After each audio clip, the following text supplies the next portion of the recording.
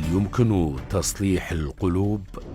مر رجل في أحد أسواق بغداد فجذب انتباهه إعلان معلق على أحد المحلات مكتوب فيه تصليح وعلاج القلوب، فدخل المحل ووجد رجلا كبيرا في السن قابله مبتسما حينما شاهده يقرأ ما هو مكتوب عدة مرات.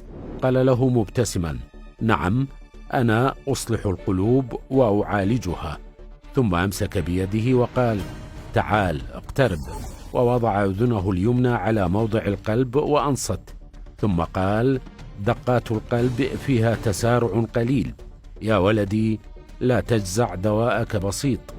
القلوب عندنا نصلحها ونعالجها حسب نوعها، فهي أنواع.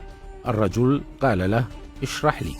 مصلح القلوب قال: من خبرتي التي ورثتها من أبي عن جدي، في الدنيا قلب مشروح، وقلب مجروح، وقلب مذبوح، وقلب رحيق، وقلب سحيق، وقلب حريق، وقلب غريق، وقلب منقوع، وقلب مفجوع، وقلب سليم، وقلب عليل، وقلب سقيم، وقلب فياض، وقلب جياش، وقلب مغرور، وقلب مسرور، والبحث يطول، فسبحان مقلب القلوب.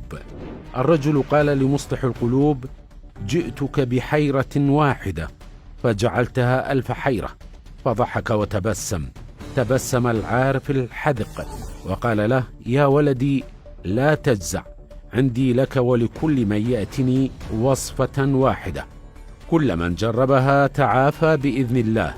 وقال: يا ولدي رزقك مقسوم فلا تتعب، وقدرك محتوم فلا تجزع، وصديقك عاجز فلا تأمل، وعدوك ضعيف فلا تخشى.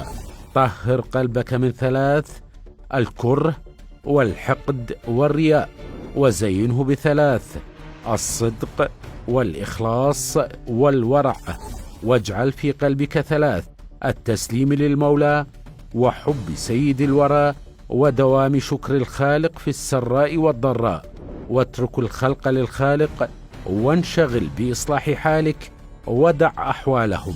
وليكن لك 3: لسان ذاكر، وجسد صابر، وعقل متبصر عارف.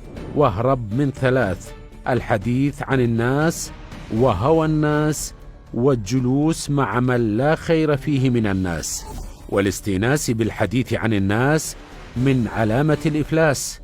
تناول دواءك ومن الله شفاؤك.